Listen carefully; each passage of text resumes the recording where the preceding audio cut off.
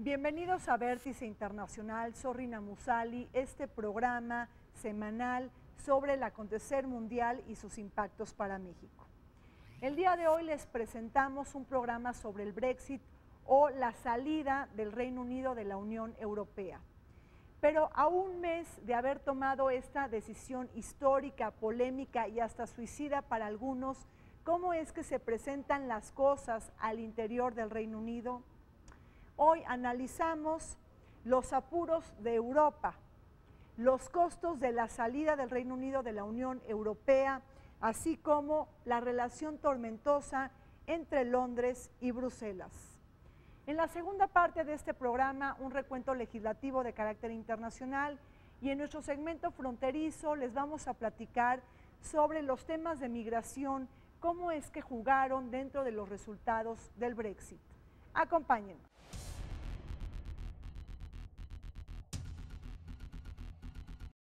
Ante la presión que ejercía el ala euroescéptica del Partido Conservador y el avance del Partido por la Independencia del Reino Unido, el ex primer ministro David Cameron dedicó varios meses a negociar con sus otros 27 socios comunitarios una reforma de la Unión Europea que, entre otras medidas, permitiera a la Gran Bretaña terminar con el derecho automático de los euroresidentes de vivir y trabajar en aquel país.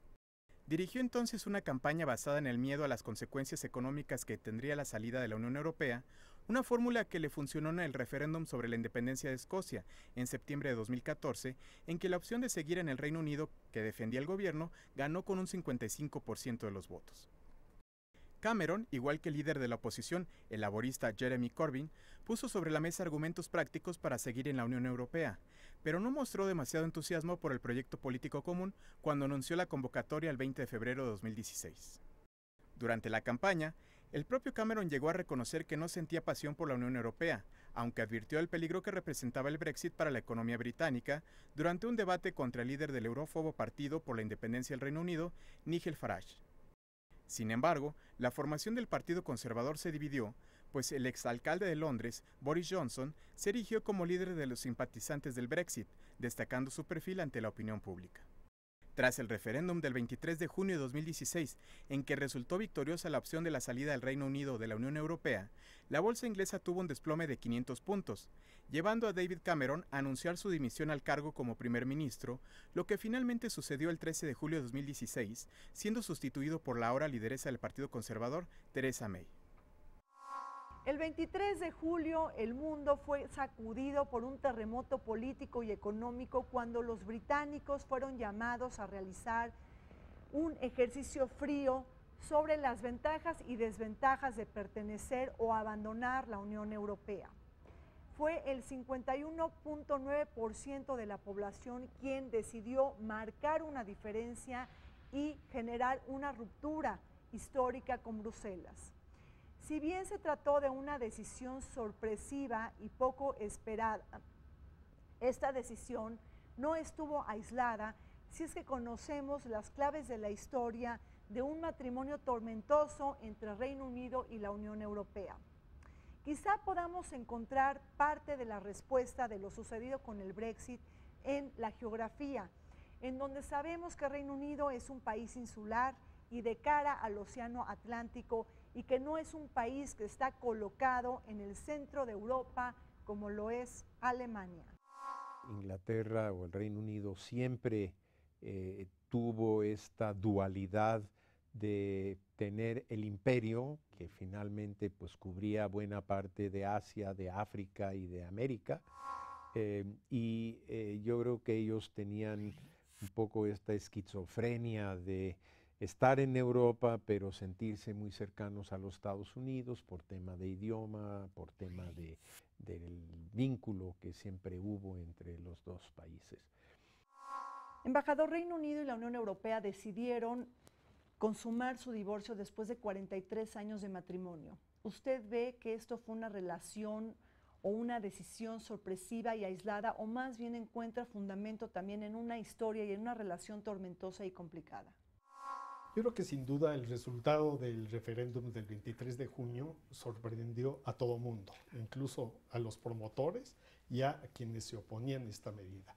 Y que creo que muy pocos midieron las consecuencias de alguna manera hasta los últimos días previos, pues la comunidad internacional, el Fondo Monetario, el presidente Obama, diversos dirigentes europeos habían manifestado en favor de la permanencia, ¿no? Entonces creo que es un voto sumamente sorpresivo, porque al mismo tiempo esto provoca una crisis de liderazgo muy relevante en el Reino Unido. Vemos que afecta no solo al Partido Conservador, cuyo nuevo gobierno tiene unas particularidades muy especiales, sino también al conjunto de los principales partidos políticos. En algunas mediciones, sobre todo una consultoría que se llama YouGov, ya sugerían ellos, por lo menos en 4 de sus mediciones, ellos habían dicho que la posibilidad de que el salir de la Unión Europea era un escenario viable. Parece que la mayor parte de los analistas no lo atendieron. De hecho, si lo vemos incluso a nivel apuestas, durante el día de la votación, la proporción era 16-1 de que se quedaban. Y habría 2 antecedentes previos que hizo pensar a la gente que esto no sucedería. Uno es los 2 ejercicios probablemente que podrían dar algún referente de lo que sucedió, o que tenían referéndums similares. Fue el de Quebec, en Canadá, donde finalmente terminaron quedándose los quebecuas, y el más reciente en la propia Gran Bretaña, en el Reino Unido, que fue el de los escoceses, que cuando parecía también una contienda cerrada, acabó teniendo una distancia de 10 puntos. La historia de desencuentros inició en la década de los 50, cuando los firmantes del Tratado de Roma, es decir, Francia, Alemania, Italia, Bélgica, Luxemburgo y Países Bajos, invitaron al Reino Unido a las negociaciones previas para crear un mercado común, una propuesta que fue rechazada por el gobierno conservador de Anthony Eden. Tampoco hubo participación británica en la Comunidad Europea del Carbón y el Acero. Fue hasta 1973 cuando Reino Unido consigue la adhesión en conjunto con Irlanda y Dinamarca. Por otro lado, no saquemos del radar que el general Charles de Gaulle de Francia vetó en 2 ocasiones la entrada del Reino Unido a la Unión Europea.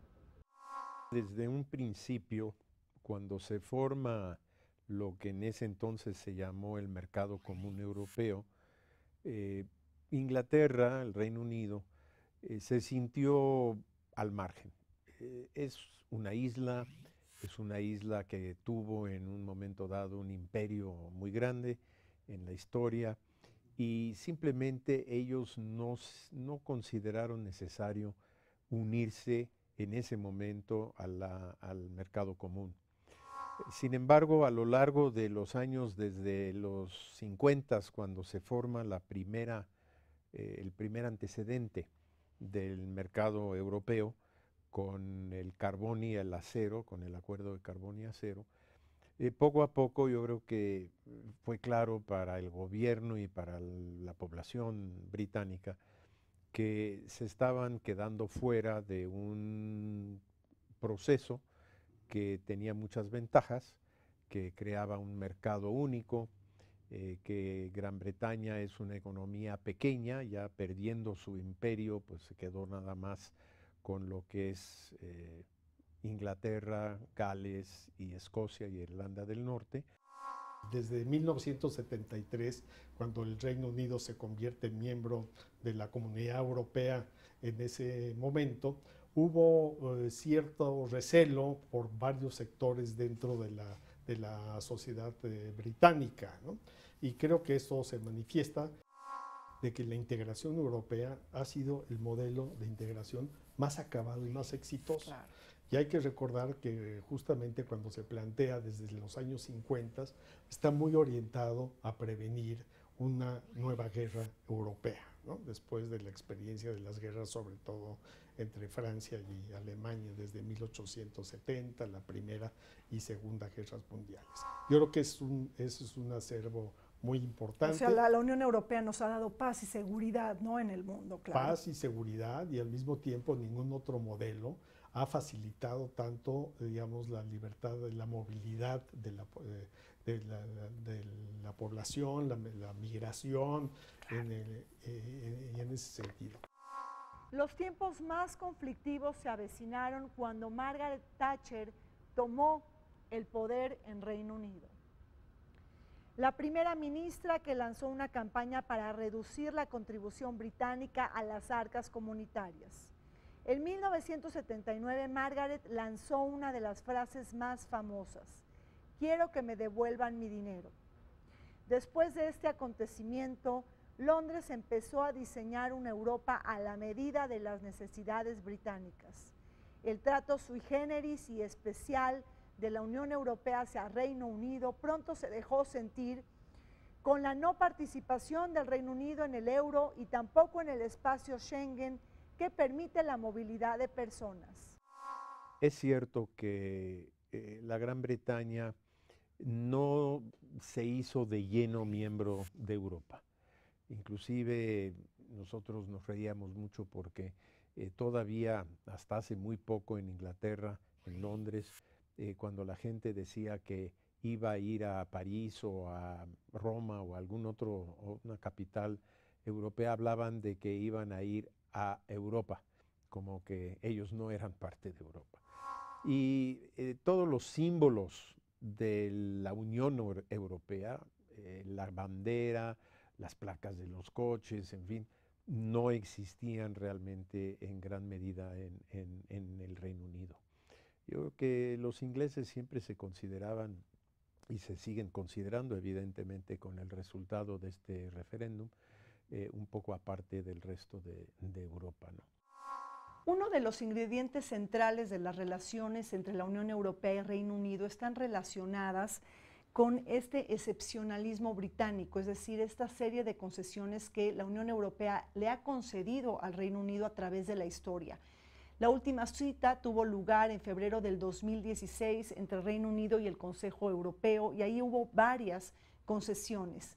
Y aquí la pregunta es si este excepcionalismo británico pues no genera recelos entre otros países de la Unión Europea. Creo que es un tema que varios países miembros de la Unión Europea han sido muy sensibles, sobre todo pues temas como el migratorio. Hay que recordar de que el Reino Unido por lo pronto sigue atado a las reglas y al acervo jurídico de la Unión Europea. Se aplica, digamos, tanto sus derechos como obligaciones. Y este es un tema que obviamente ha estado muy presente, esta excepción británica, esta Europa a la carta. Yo creo que hay que tener en cuenta además de que la decisión del Brexit toma a la Unión Europea en una situación de debilidad en función de las crisis económicas que se han generado a partir de 2008. En este andar histórico también se registrarían las concesiones logradas por parte del Reino Unido de la Unión Europea en febrero del 2016.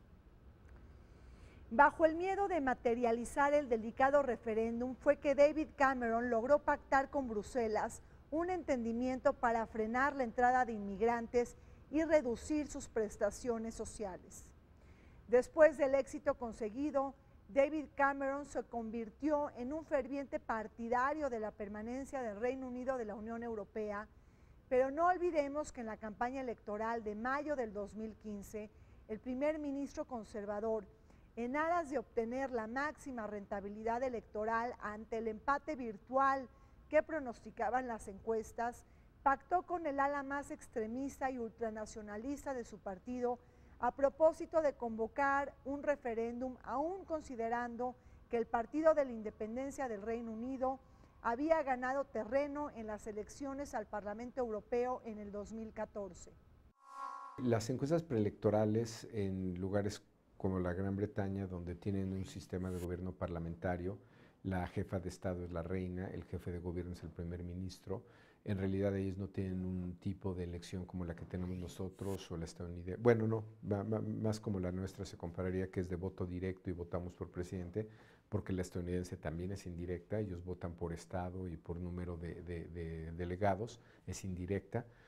En el caso de la británica, podríamos decir que es un mecanismo casi indirecto, porque en realidad ellos votan por el distrito, Y a partir de la cantidad de distritos que ganan, se forma gobierno con un partido o el otro, ¿no? Quien gana más asientos en el Parlamento. Que dicen que no es que los conservadores ganen, sino que más bien los laboristas siempre pierden, o lo que es lo mismo, los votantes laboristas no salen a votar, y sobre todo muchos jóvenes no salen a votar, que probablemente podría haber pasado en esta elección. Pero es un buen punto lo que dices, eso obligó a Cameron a comprometerse con los euroescépticos.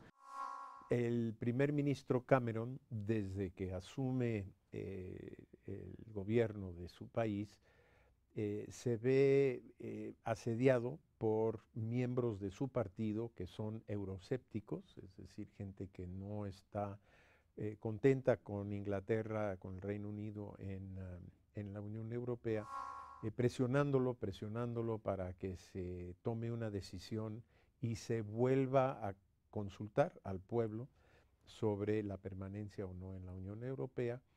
Cameron cede a esas presiones, llama al referéndum.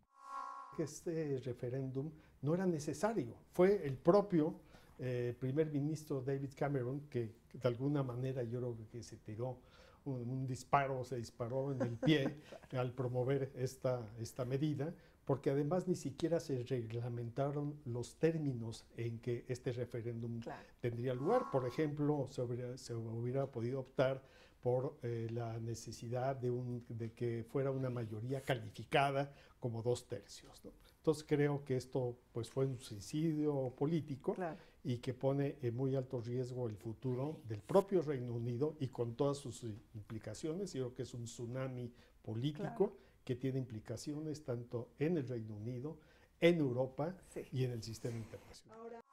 El resultado el 23 de junio es definitivo. Se han reunido más de 4 millones de firmas para pedir un nuevo referéndum, porque hay quienes se han arrepentido por su voto, porque hay que al mismo tiempo se sienten engañados, sobre todo por Nigel Farage, líder del partido independentista, que ya renuncia también, ¿no? Porque dice que su objetivo ya se cumplió. Y lo interesante es de que el Parlamento, el Comité de Peticiones, está obligado a fijar un debate en el Parlamento con toda petición que reúna por lo menos 100,000 firmas. Y aquí pues, las 100,000 firmas ya se han superado por estos 4 millones. David Cameron pasará a la historia por haber cambiado la brújula del Reino Unido. Además de haberle abierto la puerta a la salida del Reino Unido de la Unión Europea, también le abrió la llave al desmembramiento de su país. Frente a estos resultados, pues todo parecía indicar la dimisión irrevocable de David Cameron al frente del Reino Unido, y sobre todo cuando Escocia decidió amenazar con un posible segundo referéndum para independizarse del Reino Unido y luego solicitar su unión al club comunitario. Por otro lado, no olvidemos lo que está pasando con Irlanda del Norte, una nación dentro del Reino Unido que votó a favor de la permanencia. Ahora, con lo sucedido, Irlanda del Norte puede buscar la independencia del Reino Unido y luego solicitar su unión a Irlanda, este país que sí forma parte del club comunitario. ¿Qué pasará con la geografía del Reino Unido? En Escocia ganó el quedarse todo completo en proporciones 60-40. En Irlanda del Norte, si bien se perdió en Belfast y alrededores votaron por el irse, prácticamente toda la zona alrededor de Belfast, que es Irlanda del Norte, votó por quedarse. Londres, que es el caso yo creo más emblemático, casi niveles de 70% votó por quedarse, mientras que Inglaterra, la provincia a la cual pertenece la capital, votó por irse. Gales votó por irse. Entonces esto nos pone un mapa muy extraño y poco predecible otra vez. La primera reacción de los escoceses es, si el Reino Unido se quiere ir, nosotros no nos queremos ir, entonces ya no nos tomen en cuenta más bien de aquel lado, o bueno, del lado de los isleños, ahora queremos ser continentales. Y el extremo, a mí me parece, de esta división es la posición de los londinenses, donde dicen, pues ya no queremos ser ni ingleses. Es inédito, no sabemos si los europeos lo acepten, no sabemos si los escoceses decidan hacerlo.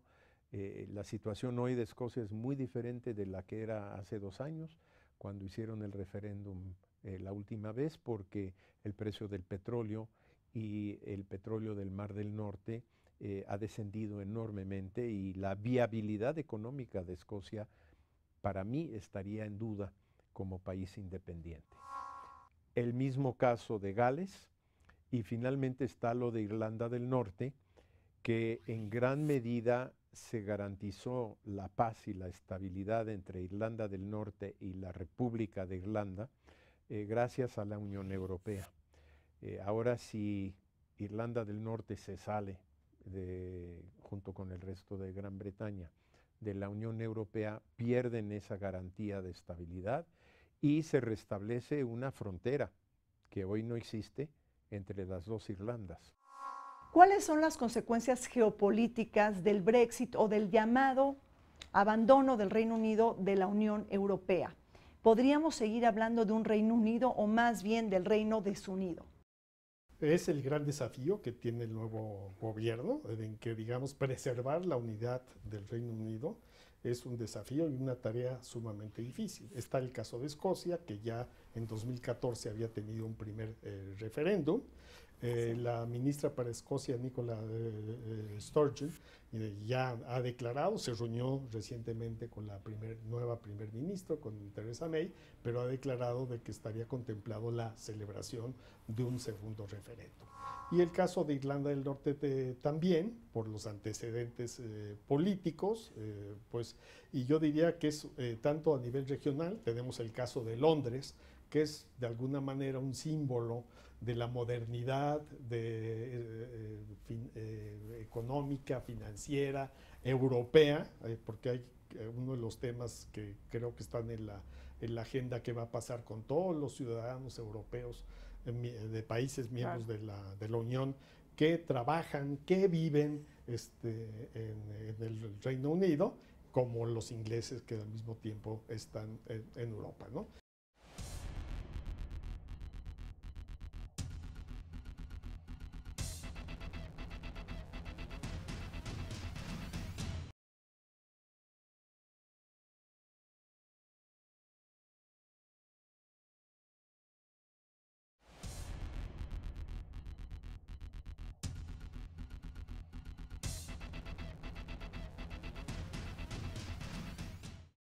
¿Qué costo tendrá que pagar el Reino Unido por haber votado a favor del Brexit? ¿Cuál será el precio de la desvinculación en materia de leyes, de regulaciones, de normativas y de burocracia comunitaria después de haber consumado un matrimonio de 43 años? Pues todo parece indicar, y así los expertos señalan, que se tendrán que revisar más de 80,000 páginas comunitarias para la desvinculación del Reino Unido de Bruselas. Más allá de este enorme desafío logístico, institucional y jurídico, lo que vemos es que el Reino Unido se quedó dividido y profundamente fisurado entre fuerzas euroescépticas y euroentusiastas. Ahí está que cada una de sus naciones votó de manera distinta. Inglaterra y Gales, que lo hicieron a favor del abandono o salida del Reino Unido de la Unión Europea, mientras que Escocia e Irlanda del Norte mostraron su voto a favor de la continuidad. Estas dos últimas naciones ahora están muy enojadas con el nuevo status quo. Se reducen a varios temas. Hay un tema migratorio. Como sabes, la Unión Europea tiene como principio fundamental el libre tránsito de personas, que va de la mano del acceso al mercado libre. Inglaterra, Londres probablemente no quiera aceptar el total libre tránsito, fue el tema fundamental del referéndum.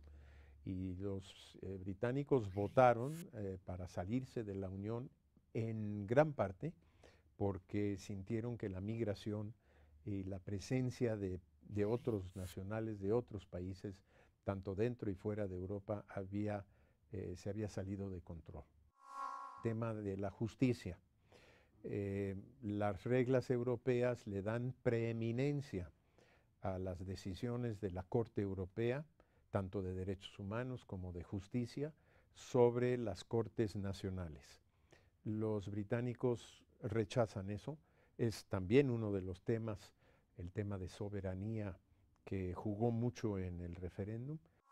Incluso, digamos, hay grandes acuerdos como el Acuerdo Transatlántico de Promoción del Comercio e Inversión, que ha levantado muchas objeciones. El gobierno de Francia ha sido el único que de manera muy abierta... El TTIP, ¿verdad? Sí, exactamente, que ha declarado que no podrá suscribir dicho acuerdo. Es decir, hay objeciones por parte de diversas fuerzas, hay objeciones obviamente también en Estados Unidos. Estamos bajo un nacionalismo económico en el mundo, una renovación del proteccionismo, sin duda, ¿no? Claro. Entonces, esto está afectando y esto favorece el nacionalismo político. La gente que votó por razones económicas votó por quedarse, por la mayor certidumbre. La gente que votó por el irse, sobre todo, votó por el tema migratorio, no es una de sus mayores preocupaciones. Pero la más importante en realidad de los que votaron por irse, y es ahí donde viene todo este argumento de que esto fue un salto al vacío, era por mejorar sus condiciones de los acuerdos de todo tipo, comerciales, financieros, de servicios o incluso migratorios, con la Unión Europea.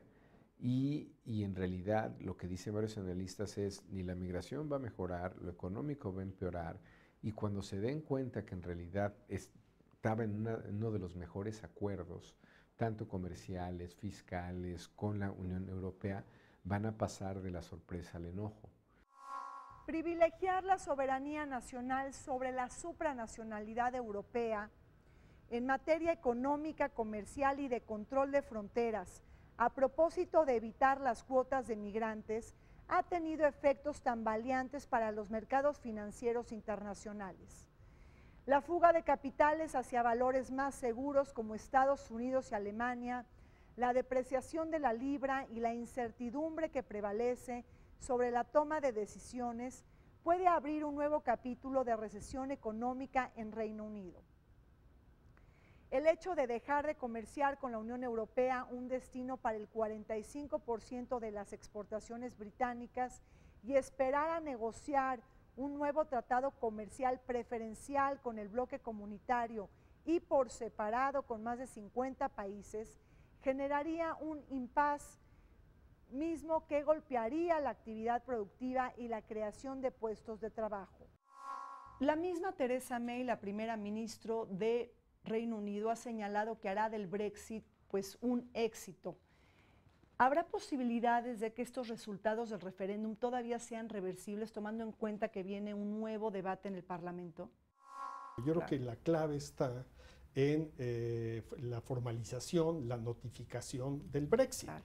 La Unión Europea lo que ha pedido de manera muy clara desde un principio, bueno, lamentando mucho esta decisión, es de que el gobierno británico notifique, porque aquí lo que está en juego es el artículo 50 del Tratado de Lisboa, que establece el plazo de 2 años para negociación. Entonces, este es un tema muy sensible porque no lo ha hecho.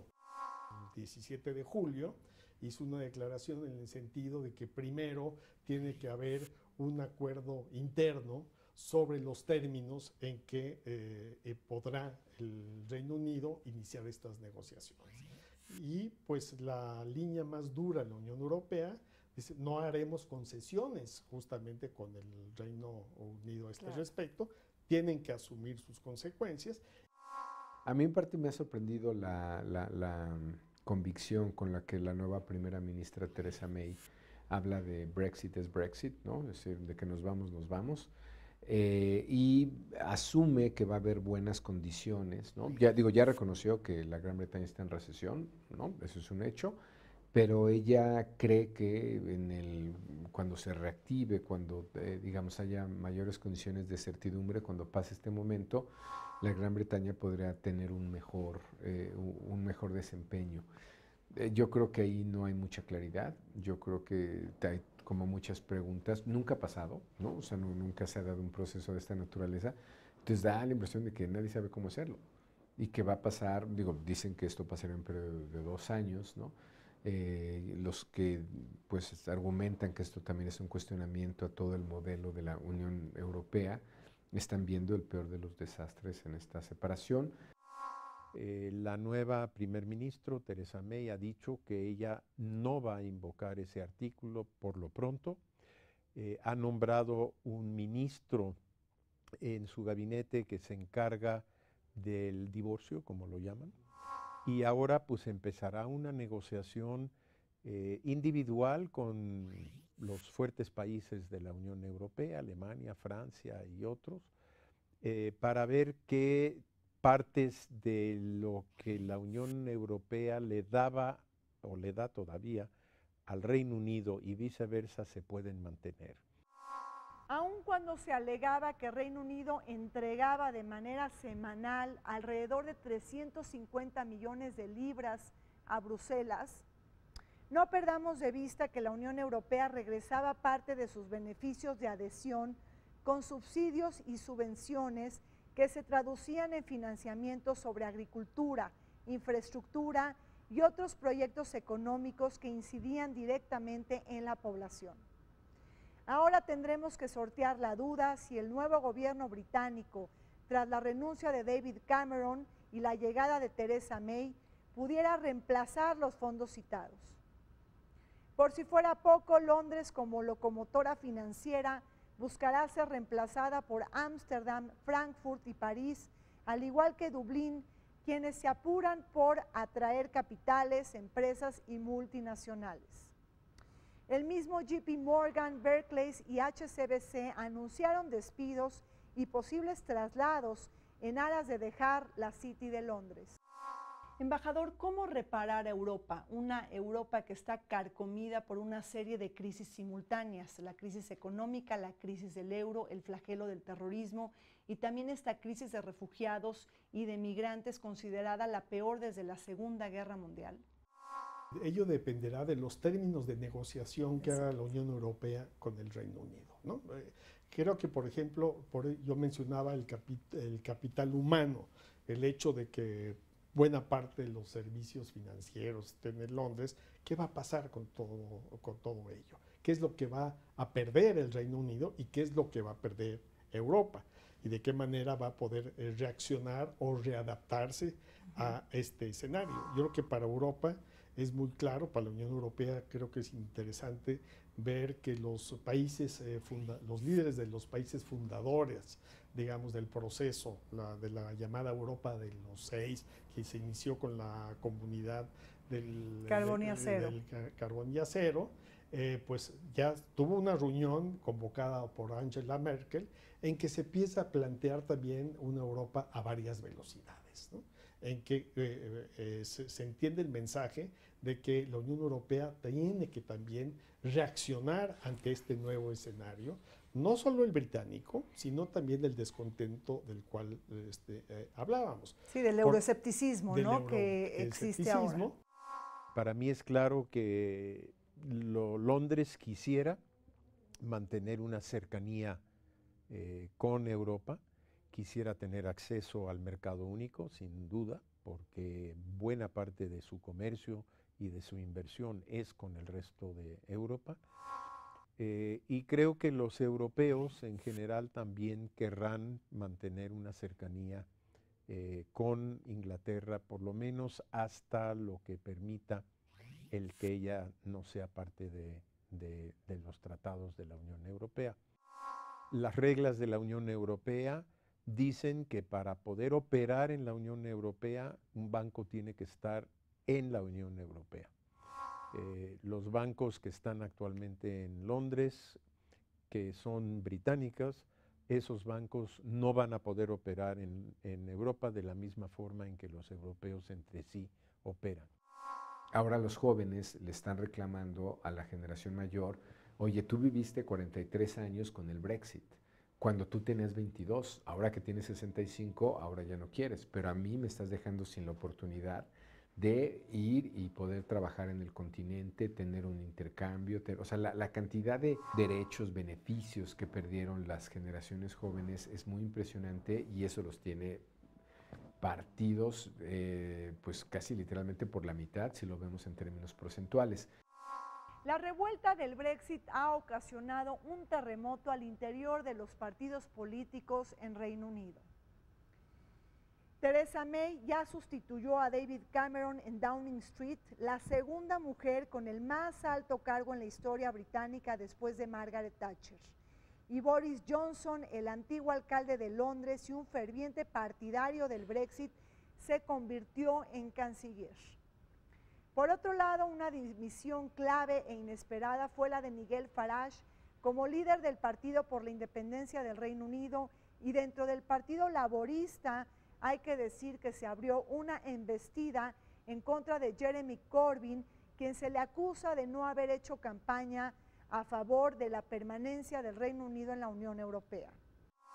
Estamos teniendo un caso muy excepcional en que la primer ministro Theresa May, que llegó pues un poco por accidente, en virtud de que no hubo una competencia interna, se hablaba de que sería hasta octubre en que tomaría posesión, pues el hecho es que Reino Unido tiene una primer ministro no electa, y eso creo que es un factor muy importante que hay que señalar. ¿Qué lectura tiene de que Boris Johnson será el nuevo canciller del Reino Unido?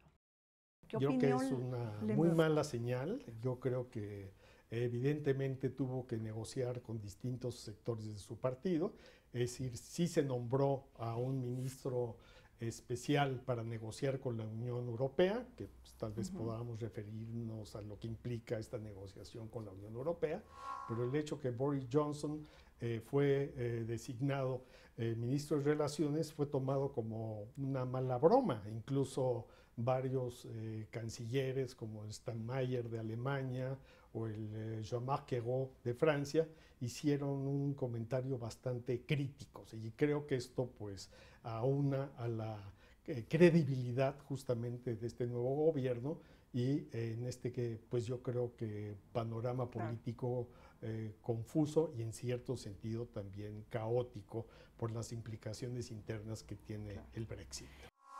Pues ¿cómo mira el desempeño de Jeremy Corbyn? Jeremy Corbyn, que ha sido pues criticado porque no asumió una posición más fuerte frente a la permanencia del Reino Unido dentro de la Unión Europea. ¿Qué piensa, embajador?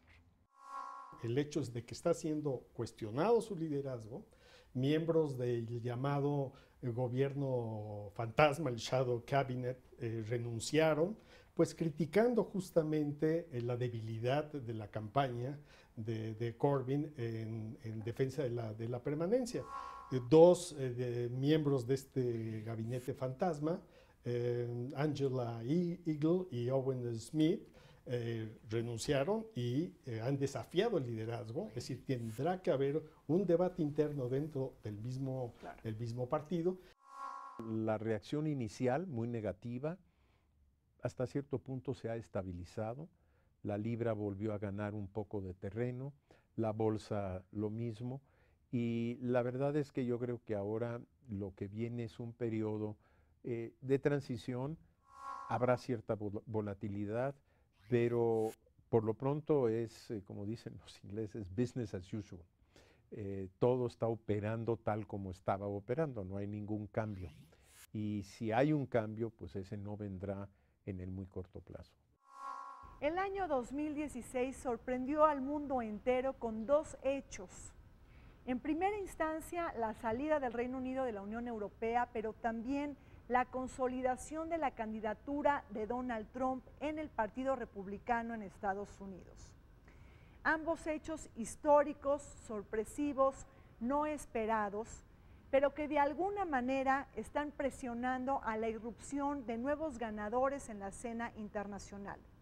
Los supremacistas, los soberanistas, los anti-inmigrantes y los ultranacionalistas, que también se están conjuntando con los actores antiglobalización. Toda una camada de actores que se están contraviniendo con fuerzas partidarias a favor del libre comercio, la apertura comercial y además a favor de una diplomacia multilateral.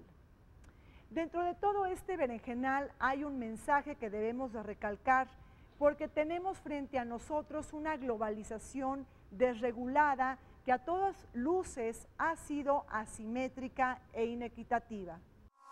Bueno, México es un país que todavía, dentro de estos otros movimientos políticos actuales anti-globalización, cree firmemente, y su gobierno lo acaba de reiterar en la reunión trilateral que hubo en Ottawa entre los presidentes de Estados Unidos, México y el primer ministro de Canadá, de que México es un país convencido del libre comercio, convencido de la apertura, convencido del tema de la globalización, obviamente siempre y cuando tenga su contraparte social de cuidar la situación de la población, etcétera, ¿no?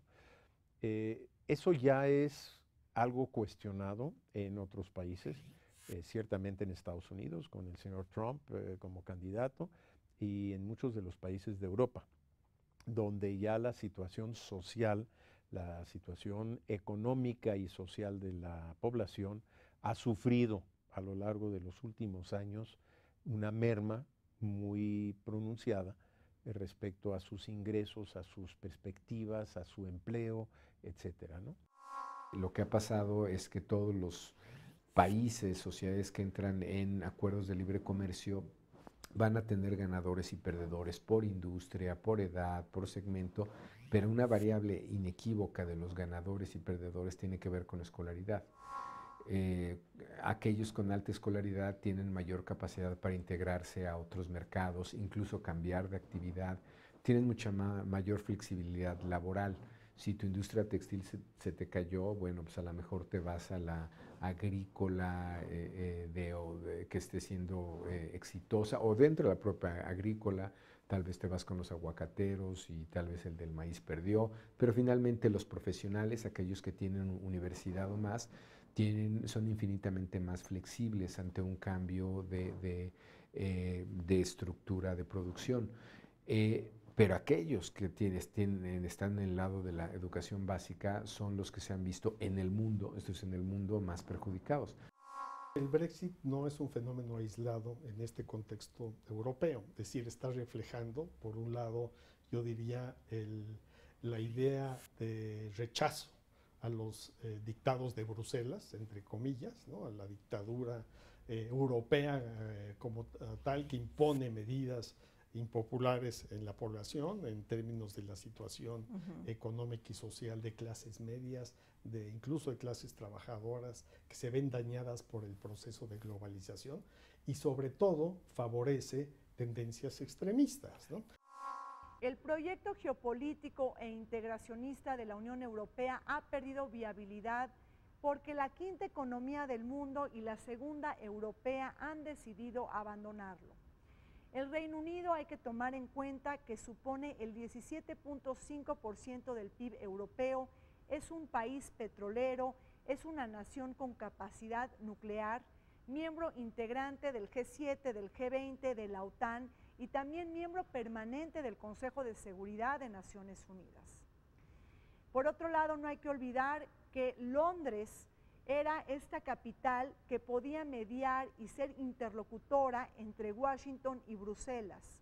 En ese sentido, el llamado TTIP, que es el Tratado Transatlántico de Comercio e Inversión entre la Unión Europea y Estados Unidos, pues queda en un impasse ante los resultados del Brexit, que han generado muchísima incertidumbre a nivel internacional. Y además es un momento sumamente confuso dentro del propio Partido Laborista, porque vienen decisiones muy importantes. Se tiene que discutir, por ejemplo, el futuro de la política nuclear del Reino Unido. Claro. Y Jeremy Corbyn se ha declarado en favor de un desarme del Reino Unido, al que se oponen sectores del propio Partido Laborista. Y yo creo que es una situación caótica que toma al Partido Laborista en una situación muy debilitada.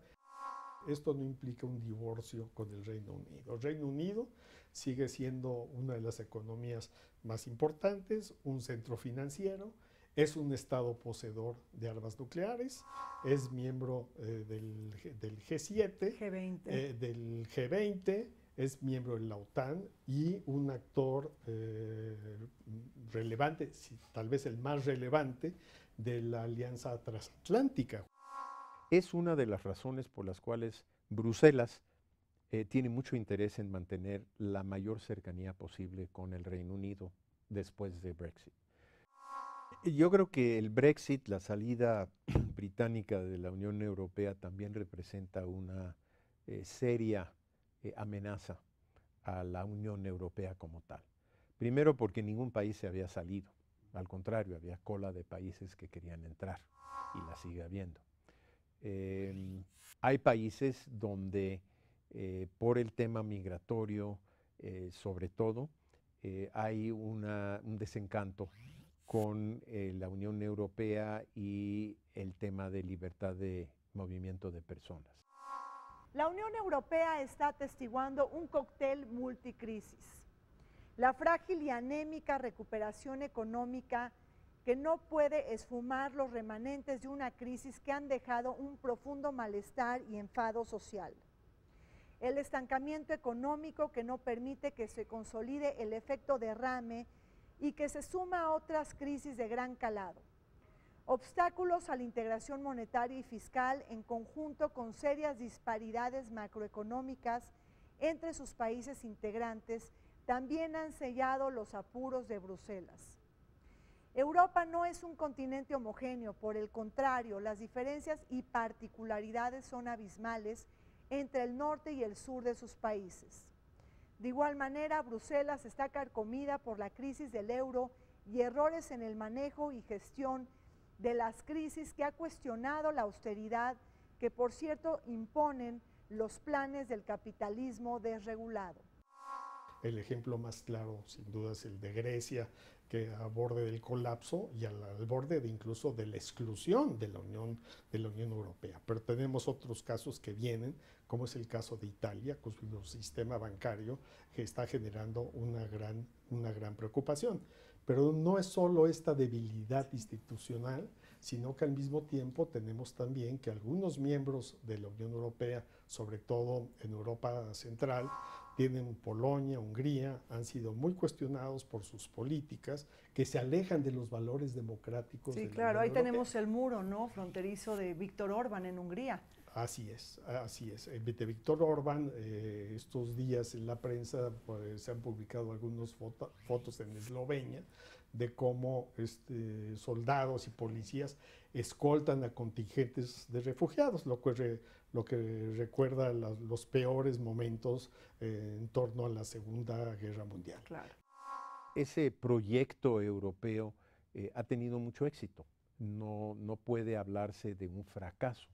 Lo que sí se puede decir es que la Unión Europea quizá necesita un examen hacia adentro para ver si su operación es la más conveniente. Sabemos, por ejemplo, que la burocracia en Bruselas ha crecido enormemente, tiene un costo gigantesco. Como toda burocracia, se ha engreído en las instituciones, toman decisiones a veces sin consultar a los Estados miembros, y hay un desencanto, y lo hubo en Inglaterra, sobre la forma en que opera esa burocracia de la Comisión y de todo el secretariado y todo el aparato burocrático de Bruselas. En materia de seguridad, Europa enfrenta desafíos mayúsculos que se presentan en dos flancos. Los países de Europa Oriental, que se sienten desprotegidos por la OTAN, la alianza militar transatlántica, que tiene bajo el radar la política expansionista de Vladimir Putin, el hombre fuerte de Rusia. Por otro lado, se colocan las demandas de mayor protección para los países de Europa mediterránea que visualizan las amenazas del Estado Islámico, el terrorismo transnacional y la guerra en Siria, que ha generado la población de desplazados más grande del mundo, con 4.8 millones de refugiados y 6.6 millones de dislocados de sus pueblos de origen. Un país que antes de la guerra registraba 20 millones de personas. Precisamente la crisis de migrantes ha partido a Europa, mientras que la Alemania de Angela Merkel le ha abierto sus puertas a más de 1 millón de migrantes y refugiados. Víctor Orbán de Hungría ha levantado un muro de contención. Respuestas diversas y dispares han tenido lugar en la Europa desunida. Me acuerdo del diario Liberación, antes de estos lamentables atentados de Niza, que me parecen, por el tipo de población, el evento, el día que pasó, el lugar, pues no sé, me parece que es el más grave que ha pasado en Francia. No hablo de número, hablo de símbolos. Una semana antes apareció una medición en el diario Liberación donde decía que el 70% de los franceses quería que se revisaran las leyes migratorias, 70%. En esta debilidad europea que se ve inmersa en la crisis de los refugiados, en la crisis de los flujos masivos de migrantes que no se ha podido resolver de manera satisfactoria y que se va agravada por todos los desafíos que existen para Europa. El intento de golpe de Estado en Turquía genera esta situación. México está iniciando un proceso de renovación, de reactualización del acuerdo con la Unión Europea, decisión que se tomó a principios de 2013, pero que se puede ver pues obstaculizado o relegado, digamos, a un plano secundario mientras no se resuelvan pues, estos temas que son totalmente... Sí, pudiera entrar en una fase de congelamiento o de impas, ¿no? Así es.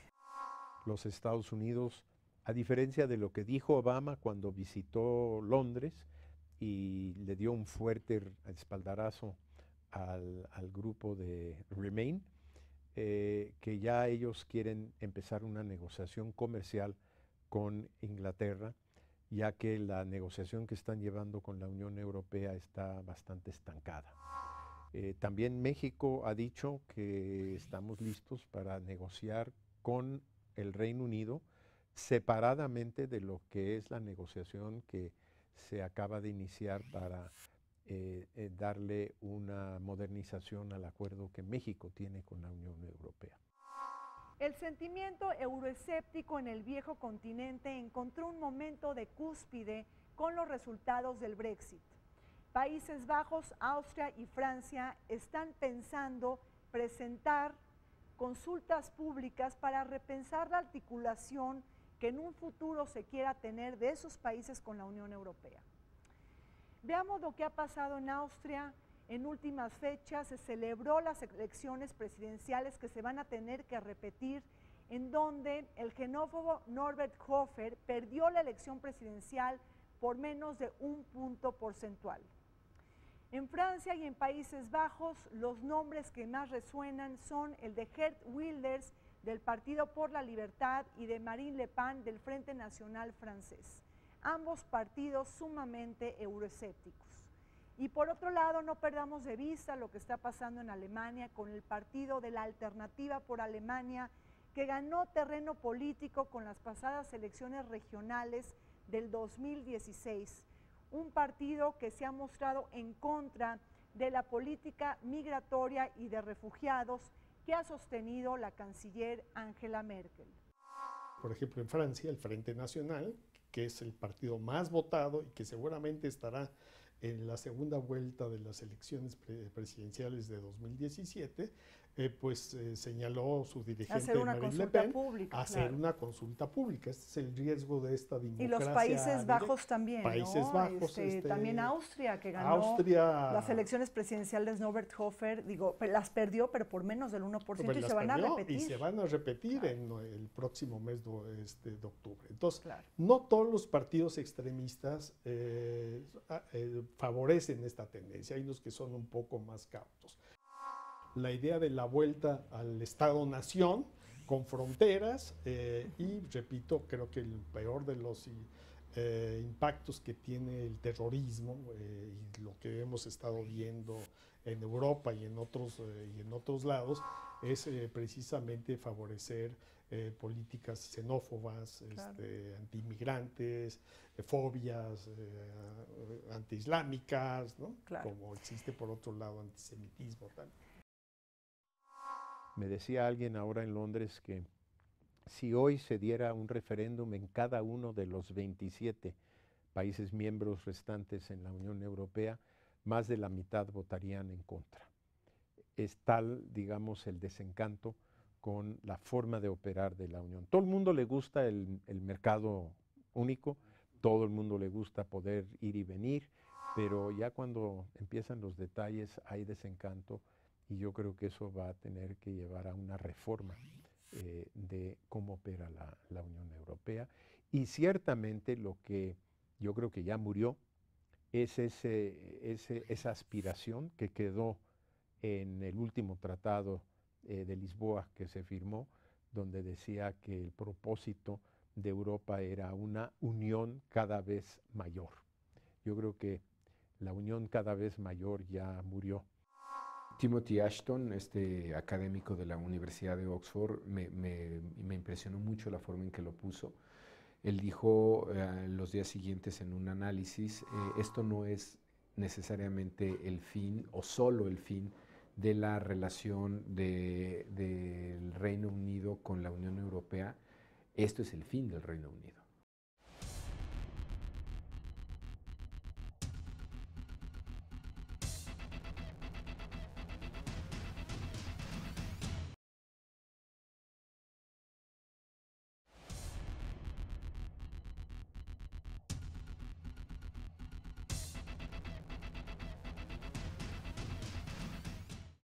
Y este es el comentario de Federico Lamont sobre asuntos migratorios y fronterizos. El día que la 13ª primera ministra de Gran Bretaña, Theresa May, a partir de la contabilidad de Winston Churchill, asume funciones y presenta sus cartas credenciales a la reina, a su majestad, ese mismo día, en el Canal de la Mancha, 100 albanos fueron apoyados por la patrulla costera británica para evitar una pérdida de vida. Ante este fenómeno que a la fecha concentra en Gran Bretaña a 3 millones de ciudadanos procedentes de la Unión Europea, de la que antes fue parte Gran Bretaña, la titular de Downing Street 10 sentenció: la inmigración nos cuesta en diferentes rubros, particularmente la afgana, siria, pakistaní, que ya arrojó a Gran Bretaña el cargo del alcalde de Londres, Khan. Nos cuesta mucho, dice ella. ¿Cómo vamos a cubrir solo rubros de educación y salud? Y los inmigrantes, sentenció, están quebrantando el sistema popular de salud, porque también debemos cubrir sus gastos en los países de origen. Ante ello, presentó cifras. De los 66 millones de británicos, a la fecha, el 10% forma parte de una población de inmigrantes.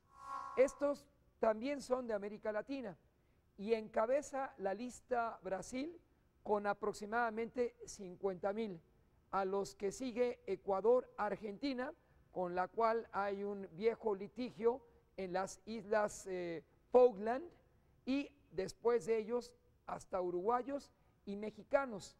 A la fecha hay graves signos de discriminación contra la mano de obra latina, que ejerce labores domésticas, desde limpiar los excusados hasta el trabajo más pesado en los restaurantes. Ellos son objeto de esta tendencia. Ahí Theresa May pide mesura para quien contrata esa mano de obra, pero también a los inmigrantes afganos y albanos, iraquíes y sirios, hoy se les acusa de ser la principal causal de una pérdida en la mano de obra británica, o en otras palabras, que la mano de obra sea más barata. Y frente a las labores que no realiza el británico tradicional, pero sí el afgano y el sirio, entonces esa es la ecuación económica que causa ahora malestar en contra de ellos. Pero este problema no es de ayer, se remonta a la década de los 70, y frente a una caída pertinente de la economía británica, amenaza con la siguiente fórmula. Dice Theresa May, si Bruselas no acepta un acuerdo cortoplacista con nosotros, entonces en lo futuro pensaremos hasta en cerrar las fronteras. Muchísimas gracias por su atención y compañía. Se nos acabó el tiempo en Vértice Internacional. Soy Rina Musali, como siempre les pido que sintonicen este programa los martes a las 21 horas y todos los sábados a las 19 horas. Vértice Internacional, un programa para todos aquellos que les gusta vivir sin fronteras.